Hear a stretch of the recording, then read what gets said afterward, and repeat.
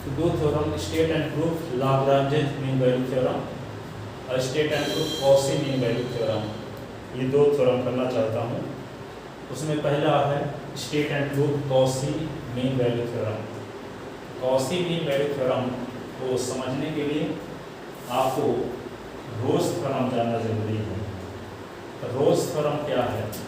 Rolle's theorem, यदि कोई function f(x) है, क्लोज इंटरवल a b में क्या कॉन्टिन्यूअस हो, ओपन इंटरवल a b में डिफरेंशिएबल हो और fa इज इक्वल टू हो fb, fa is equal to fb हो, तब ओपन इंटरवल a b में कम से कम एक पॉइंट c का एग्जिस्टेंस इस प्रकार से होगा कि f' इज इक्वल टू 0। ठीक है, कोई फंक्शन f(x) का ऐसा फंक्शन हो कि क्लोज इंटरवल a b में कॉन्टिन्यूअस हो, ओपन इंटरवल ए बी में डिफरेंशिएबल हो, F is equal to F B हो, तो ऐसी कंडीशन में ओपन इंटरवल ए बी में कम से कम एक पॉइंट सी का एग्जिस्टेंस इस प्रकार से होगा कि F dash C equal to क्या होगा 0। अब यहाँ दो कम से कम इस शब्द क्यों बोला गया है? ठीक है, जैसे मान लेते हैं कि यहाँ पे कोई फंक्शन है इस प्रकार का f(x) है, ये फंक्शन है, ये a, ये b, ये a, ये b। a पर फंक्शन की वैल्यू और b पर फंक्शन की वैल्यू सेम दिख रही है। यहाँ पर देखते हैं इसलिए एक पॉइंट c ऐसा मिल रहा है जिस पॉइंट पर खींची गई टेंजेंट लाइन x एक्सिस के पैरेलल है। ठीक है, तो आप इस पॉइंट पर दो चीज़ें 12th क्लास में हम ये पढ़े हैं, तो कोई स्ट्रेट लाइन, जैसे मान लो कोई कर्व है y इक्वल टू f(x), इस पर कोई पॉइंट है s1y1, s1y1 पर हम कोई टेंजेंट लाइन खींच दें, ये टेंजेंट लाइन x एक्सिस के साथ जो एंगल टेंजेंट लाइन खींच दें, तो एक इस टेंजेंट लाइन की स्लोप निकालने के दो तरीके हैं। एक तरीका ये है कि ये टेंजेंट लाइन x एक्सिस के साथ एंगल क्या बनाती है, मान लेते हैं कि ये टेंजेंट लाइन x एक्सिस के साथ 45 डिग्री का एंगल बनाती है, तो एक tan लगा देते हैं, 45 पहले tan 45 लगा दिए, 45 पहले tan लगा दिए, तो इस टेंजेंट लाइन की स्लोप आ गई, इसको हम कहेंगे। और एक तरीका ये है कि ये टेंजेंट लाइन x एक्सिस के साथ एंगल क्या बनाती है, ये एंगल आपको पता नहीं है, लेकिन ये कर्व का इक्वेशन पता है, इस कर्व का इक्वेशन पता है, तो हम इस कर्व पर क्या करते हैं, डिफरेंशियल करते हैं, dy/dx से क्या आ जाएगा f'(x). अब dy/dx की वैल्यू इस पॉइंट पर निकाल लें s1y1 पर, dy/dx की वैल्यू किस पॉइंट पर निकालें, s1y1 पर, तो क्या होगा f'(x1) होगी, ये भी वही वैल्यू होगी जो tan 45 वैल्यू आ रही है। ठीक है, tan 45 की 1 है, तो f'(x1) की वैल्यू भी क्या होगी, बने रहेगी। तो किसी कर्व का जो डिफरेंशियल, किसी कर्व के डिफरेंशियल की वैल्यू किसी पॉइंट पर जो निकाली जाती है वो भी कहलाती है उस कर्व के उस पॉइंट पर ड्रा की गई टेंजेंट लाइन की स्लोप है। किसी कर्व के किसी पॉइंट पर ड्रा की गई टेंजेंट लाइन की स्लोप किसके बराबर होगी, उस कर्व के उस पॉइंट पर डेरिवेटिव के बराबर होगी। ठीक है ना, किसी फंक्शन का हम क्या करते हैं, किसी फंक्शन का किसी कर्व की इक्वेशन जब दिया है तो उसका इस पर डिफरेंशियल करते हैं, डिफरेंशियल करने के बाद जिस पॉइंट पर हम टेंजेंट लाइन खींचने जा रहे हैं उस पॉइंट पर dy/dx की वैल्यू निकालनी है, तो dy/dx की जो वैल्यू होगी उस पॉइंट पर वे कहलाएगी उस पॉइंट पर ड्रा की गई टेंजेंट लाइन की स्लोप कहलाएगी।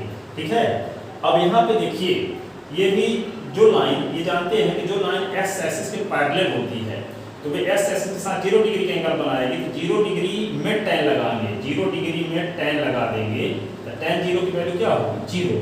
तो जो लाइन x एक्सिस के पैरेलल होती है उसकी स्लोप क्या होगी 0।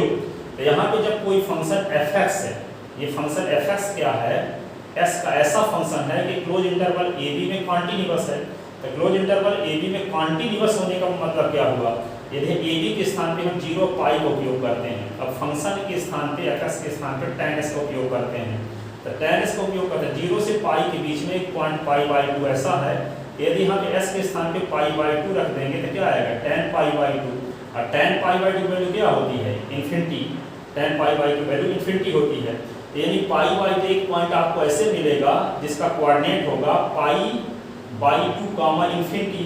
तो कोई आपसे ये कहे कि π/2 इन्फिनिटी को ग्राफ में शो करो, तो यहाँ से मान लो π/2 का मान 22/7 का आधा कर दोगे, ठीक है, तो 22/4 आ जाएगा, 22/7 22/14 आ जाएगा, ठीक है।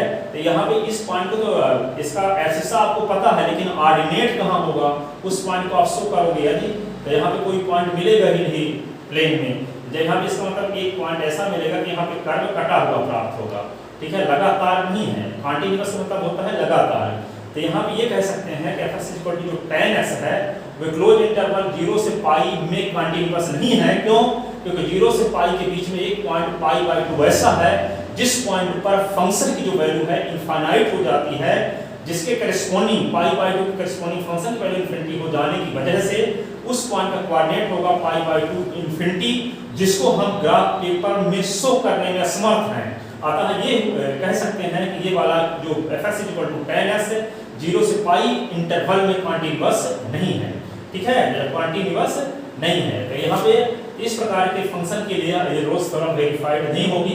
तो कोई फंक्शन ऐसा इस प्रकार का नहीं होना चाहिए, कोई फंक्शन fx ऐसा होना चाहिए जो क्लोज इंटरवल ab में कॉन्टिन्यूअस हो, यानी क्लोज इंटरवल ab के अंतर्गत आने वाले जितने पॉइंट हैं उन सभी पॉइंट पर फंक्शन की वैल्यू फाइनाइट आनी चाहिए, तभी हम उन सभी पॉइंट को ग्राफ में शो कर पाएंगे, तभी हमको लगातार पॉइंट मिल पाएंगे। तभी हम क्लोज इंटरवल ab में फंक्शन क्या होना चाहिए, कॉन्टिन्यूअस होना चाहिए। ओपन इंटरवल ab में फंक्शन क्या होना चाहिए, डिफरेंशिएबल होना चाहिए। डिफरेंशिएबल होने का अर्थ ये हुआ कि फंक्शन की डिफरेंशियल की वैल्यू दिए गए ओपन इंटरवल के अंतर्गत आने वाले ईच पॉइंट पर फाइनाइट आनी चाहिए। क्या आनी चाहिए, फाइनाइट आनी चाहिए, ठीक है।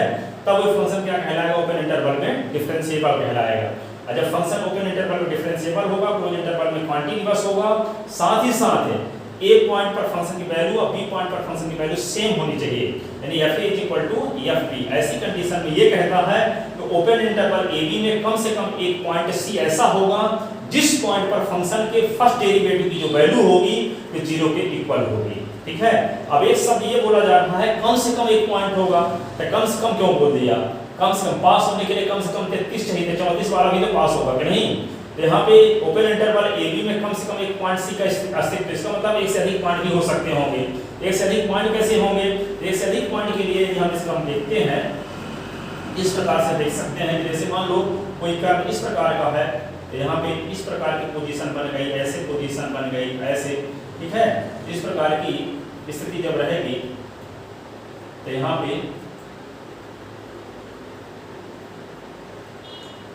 यहाँ a और b पर फंक्शन की वैल्यू fa या fb हुआ। अब यहाँ पे देखते हैं कि एक पॉइंट c1 मिला, एक पॉइंट c2 मिला, एक पॉइंट c3 मिला, एक पॉइंट ऐसे, यहाँ पे एक पॉइंट यहाँ पे मान लेते हैं कि c4 मिला। इस पॉइंट पर यदि टेंजेंट लाइन खींचेंगे तो वे x एक्सिस के पैरेलल है, तो इस पॉइंट पर फंक्शन की फर्स्ट डेरिवेटिव की वैल्यू 0 होगी, क्योंकि इस पॉइंट पर फंक्शन की फर्स्ट डेरिवेटिव की वैल्यू इस टेंजेंट लाइन की स्लोप होगी। इस पॉइंट पर भी ये टेंजेंट लाइन इस एक्सिस के पैरेलल है, इस पॉइंट पर f'(c2) की वैल्यू क्या होगी, f'(c2) की वैल्यू 0 होगी, यहाँ f'(c1) की वैल्यू भी 0 होगी, यहाँ भी क्या होगा, f'(c2) की वैल्यू भी 0 होगी, यहाँ f'(c4) की वैल्यू भी, क्योंकि इस पर टेंजेंट लाइन इस एक्सिस के पैरेलल होगी। तो यहाँ पे देखते हैं कि ये फंक्शन जो fx है यह क्लोज इंटरवल ab में क्या है, कॉन्टिन्यूअस लगातार है, यहाँ पे कटा हुआ ऑप्शन नहीं आ रहा है, ठीक है। और ओपन इंटरवल ab में डिफरेंशिएबल है, और ऐसी कंडीशन में ओपन इंटरवल ab में कम से कम एक पॉइंट, यानी 1 2 3 4 पॉइंट मिल रहे हैं जिस पॉइंट पर फंक्शन के फर्स्ट डेरिवेटिव की वैल्यू 0 होगी। इसका मतलब ये हुआ कि जब कोई फंक्शन fx ऐसा फंक्शन हो तो वे क्लोज इंटरवल ab में कॉन्टिन्यूअस हो, ओपन इंटरवल ab में डिफरेंशिएबल हो, fa इक्वल टू fb हो, तब ओपन इंटरवल ab में कम से कम एक पॉइंट c का एग्जिस्टेंस इस प्रकार से होगा कि f'(c) इक्वल टू 0। ये रोल्स थ्योरम का स्टेटमेंट है। इसको हम प्रीवियस लेक्चर में करवाऊंगा कभी ना कभी, प्रीवियस लेक्चर का आगे नेक्स्ट लेक्चर में। अभी हमें अभी 11 तारीख से एग्जाम है यहाँ पे एससीएस में, इसलिए मैं पहले लाग्रांज मीन वैल्यू थ्योरम और Cauchy mean value theorem prove कराना चाहता हूँ, क्योंकि यही सिलेबस में दी गई है, ठीक है। तो Lagrange mean value theorem prove करने के लिए इसकी जरूरत थी, इसलिए इसको थोड़ा सा बताया। अब इसको प्रूव बाद में करेंगे। देखते हैं लाग्रांज मीन वैल्यू थ्योरम का स्टेटमेंट। तो लाग्रांज मीन वैल्यू थ्योरम का स्टेटमेंट क्या है देखते हैं। इसमें कोई फंक्शन f(x) ऐसा फंक्शन हो तो क्लोज इंटरवल ए बी में क्या है, continuous. Open interval A B में डिफरेंशिएबल, और यहाँ पे F is not equal to F B हो, F is not equal to F B हो। ऐसी कंडीशन में ओपन इंटरवल ए बी में कम से कम एक पॉइंट सी का एग्जिस्टेंस इस प्रकार से होगा कि F plus C is equal to F B minus F A upon B minus A के बराबर होगा, बी माइनस ए के बराबर होगा। इसको कैसे प्रूव करेंगे? इसको प्रूव करने के लिए यहाँ पे ये इस प्रकार का कैसे होगा, जैसे मान लेते हैं इसका ज्योमेट्रिकल रिप्रेजेंटेशन इस प्रकार से होगा इसका, जैसे है ये X origin point, X axis, ये वाई एक्सिस, और यहाँ पे ये ए हुआ, ये बी हुआ, एफ ई फंक्शन हुआ, एफ बी, यहाँ Y equal to X function है, ये ए हुआ, ये बी हुआ। इसमें देखते क्या है कि इस पॉइंट का नाम ए रख लेते हैं, इस पॉइंट का नाम बी, इसका कोऑर्डिनेट हो गया ए एफ ए, इस पॉइंट का कोऑर्डिनेट हुआ बी और एफ बी। ए और बी को मिला देंगे तो यहाँ पे एक पॉइंट सी ऐसा मिलेगा कि इस पॉइंट पर ड्रा की गई जो टेंजेंट लाइन है वो क्या होगी, ए बी के पैरेलल होगी। अब आप जानते हैं कि दो पैरेलल लाइन की स्लोप क्या होगी, सेम होती है।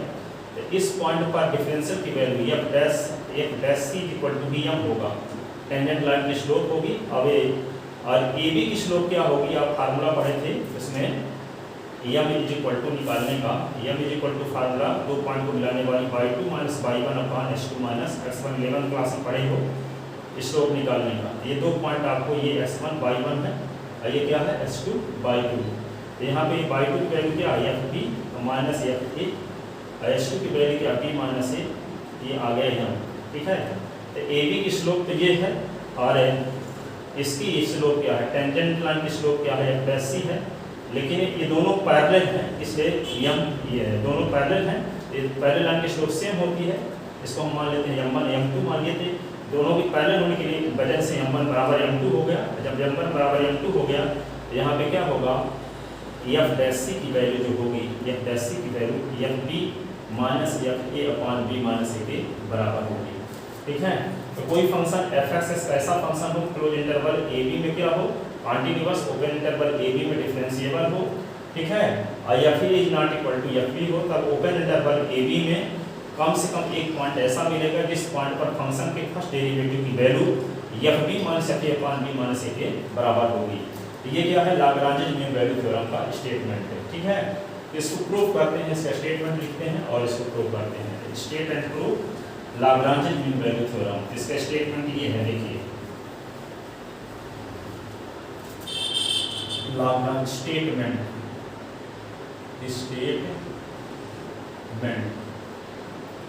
Late F X be the function of x such that number first f(x) is continuous on closed interval ab। दूसरा f(x) is differentiable on open interval ab। इसको इस प्रकार का ओपन इंटरवल बनाते हैं और छोटे कोष्ठक से भी बनाते हैं, स्मॉल ब्रैकेट। तीसरा F A is not equal to F B, then there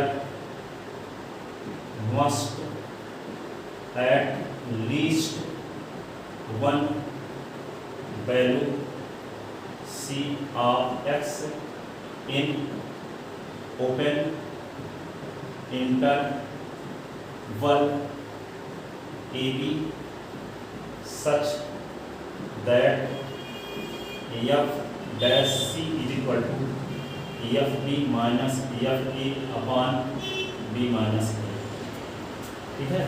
अब ओपन इंटरवल AB में कम से कम एक पॉइंट C का एग्जिस्टेंस इस प्रकार से होगा कि f dash c is equal to fb minus fa upon b minus a, ये प्रूव करना है, ठीक है। इसको प्रूव करने के लिए क्या करते हैं, इसमें आपको दो तीन चीज़ जानना जरूरी है। दो कॉन्टिन्यूअस फंक्शन का डिफरेंस भी एक कॉन्टिन्यूअस फंक्शन होता है, और दो कॉन्टिन्यूअस फंक्शन का दो कॉन्टिन्यूअस फंक्शन का डिफरेंस एक कॉन्टिन्यूअस फंक्शन होता है। ईच पॉलिनोमियल फंक्शन क्या होता है, एक कॉन्टिन्यूअस फंक्शन होता है। इन चीज़ों की जरूरत पड़ेगी। पॉलिनोमियल फंक्शन क्या होता है, जिसमें वेरिएबल की पावर होल नंबर हो, जैसे यहाँ पे s की पावर 2 + 7x + 9, ये क्या है, पॉलिनोमियल फंक्शन है। लेकिन s की पावर यहाँ पे -3/2 हो गया, + 7x + 9 के पॉलिनोमियल फंक्शन नहीं है। होल नंबर क्या होता है, नेचुरल नंबर के कलेक्शन में जीरो और मिला देते हैं, होल नंबर है, होल नंबर आ गया। नेचुरल नंबर क्या है, यहाँ पे 1 2 3 4, जिसमें वेरिएबल की पावर, जिस एक्सप्रेशन में वेरिएबल की पावर होल नंबर होती है उसे कहते हैं हम पॉलिनोमियल। क्या कहते हैं, पॉलिनोमियल। ठीक है, और ईच पॉलिनोमियल फंक्शन क्या होता है, कॉन्टिन्यूअस। ठीक है, इसको प्रूव करते हैं। प्रूव करने के लिए क्या करेंगे, इसका प्रूफ देखिए लाग्रांज मीन वैल्यू थ्योरम का। तो प्रूफ ये है, लेट एक फंक्शन कैपिटल f(x) मानते हैं, तो इस प्रकार से है f(x) माइनस f(a) और फिर minus f(b) minus f(a) upon b minus a, और यहाँ पे x माइनस a। इस प्रकार से हम फंक्शन कंसीडर करते हैं कैपिटल f(x). ठीक है, यहाँ पे देखते क्या है, ये कैपिटल f(x) जो फंक्शन हम माने हैं, यहाँ पे क्या है, f(x) है। f(x) तो के बारे में आपको पता है, f(x) कॉन्टिन्यूअस फंक्शन है। तो कॉन्टिन्यूअस में से कोई नंबर सबट्रैक्ट भी कर दें तो कॉन्टिन्यूअस फंक्शन ही बना रहेगा। यहाँ पे तो जानते हैं कोई नंबर होगी, ये x मान से पॉलिनोमियल फंक्शन है, तो ये क्या हुआ, ये कॉन्टिन्यूअस फंक्शन है। ये पॉलिनोमियल फंक्शन कॉन्टिन्यूअस होता ही है, तो दो कॉन्टिन्यूअस फंक्शन का जो डिफरेंस होगा एक कॉन्टिन्यूअस फंक्शन होगा, इसलिए कैपिटल f(x) क्या होगा, कॉन्टिन्यूअस फंक्शन, क्योंकि दो कॉन्टिन्यूअस फंक्शन का डिफरेंस एक कॉन्टिन्यूअस फंक्शन होता है। तो since number first, since f(x) and x minus a are continuous function and we know that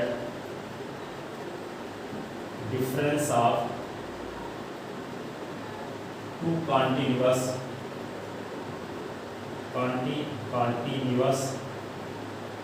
function is again a continuous function.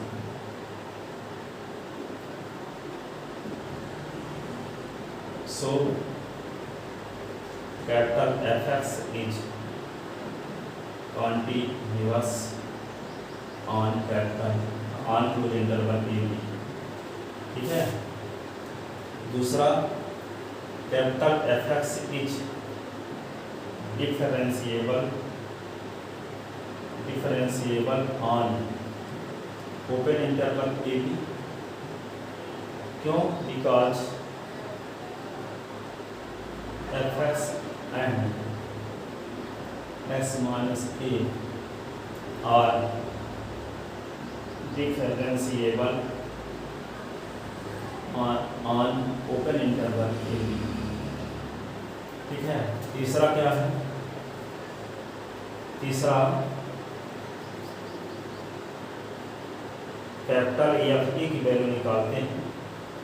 Capital f(a) की value निकालेंगे तो क्या होगा, f(a) माइनस f(a), फिर f(b) माइनस f(a), ये क्या है, b minus a, s के स्थान पे a माइनस a, ये क्या है, कैपिटल f(a) की वैल्यू क्या होगी, 0।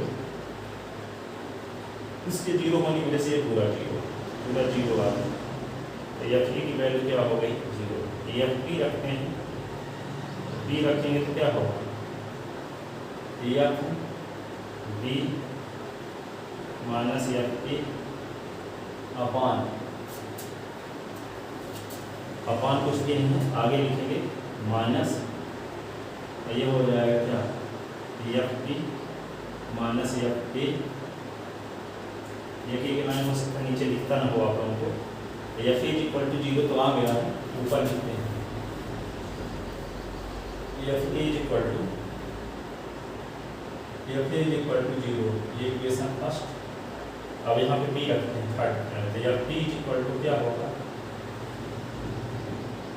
ये एफ एक्स की वैल्यू आपको पता है ना पहले से, capital F X is equal to small X minus F A minus ये होगा F B minus F A upon क्या होगा बी माइनस ए, और यहाँ एक्स माइनस ए, यहाँ पे कैपिटल बी रखते हैं इसमें, तो होगा F B minus F A, और ये क्या होगा F B minus F A upon ये होगा बी माइनस ए, और यहाँ भी होगा बी माइनस ए, तो बी माइनस ए से बी माइनस ए काट दें, तो क्या बचा यहाँ पे capital F B is equal to F B minus F A, ये अंदर मल्टीप्लाई तो minus F B plus F B, और ये देखिए ये इससे कट गया और ये इससे कट गया, capital F B is equal to क्या है 0, ये इक्वेशन हो गया सेकंड, इक्वेशन क्या हो गया second.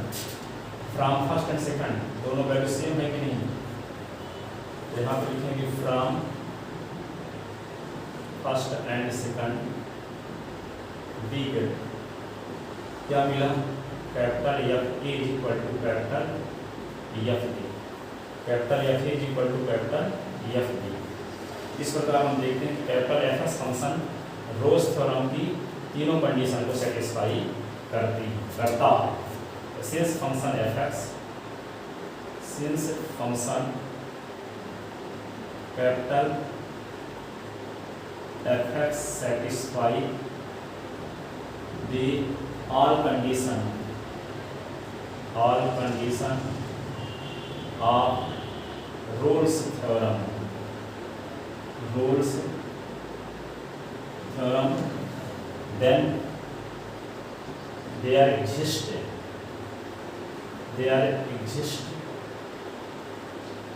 then there must at least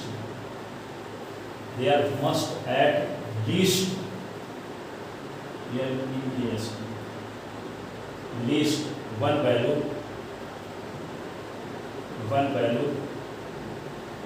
at least one value c of x in open interval a b such that f dash c is equal to capital f dash c is equal to 0। Equation ये हो गया third. अब जो function दिया गया है उसका differential calculus में बराबर c रखते हैं, तो f dash c बिल्कुल हम प्राप्त होगी। अगेन कैपिटल एफ एक्स को फिर से लिखते हैं, तो क्या है F X minus F A minus F B minus F A upon क्या है बी माइनस ए, और ये क्या है एस माइनस ए, तो differentiating with respect to X, ये क्या होगा कैपिटल एफ डैश एक्स ये 0, और ये क्या होगा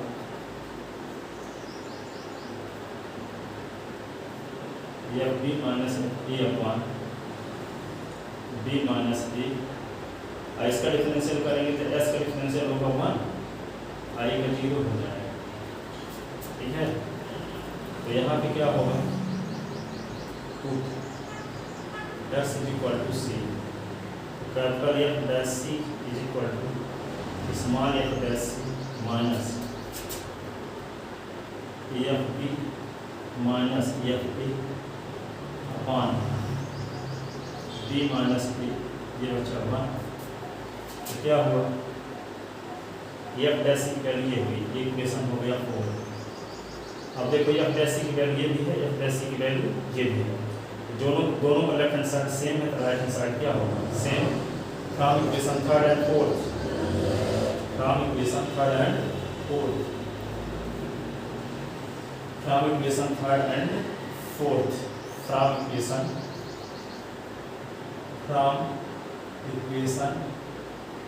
third and fourth we get क्या मिला F dash C minus F B minus F A upon B minus A is equal to 0 is equal to 0। इसका मतलब इस वाले को उधर ले जाओगे तो माइनस में प्लस हो जाएगा। F dash C is equal to क्या होगा, F B minus F A upon B minus A. यही प्रूव करना था। यदि कोई function F S close interval A B में कॉन्टिन्यूअस हो, ओपन इंटरवल ए बी में डिफरेंशिएबल हो, F is not equal to F B हो, तब ओपन इंटरवल ए बी में कम से कम एक क्वांटिटी सी का एग्जिस्टेंस इस प्रकार से होगा कि F dash C equal to F B minus F A upon B minus A. इस प्रकार ये थ्योरम प्रूफ हुई और आई होप आपको समझ में आया होगा। यदि ऐसा है तो इस थ्योरम को अधिक से अधिक स्टूडेंट को शेयर करें ताकि अधिक से अधिक स्टूडेंट का भला हो सके।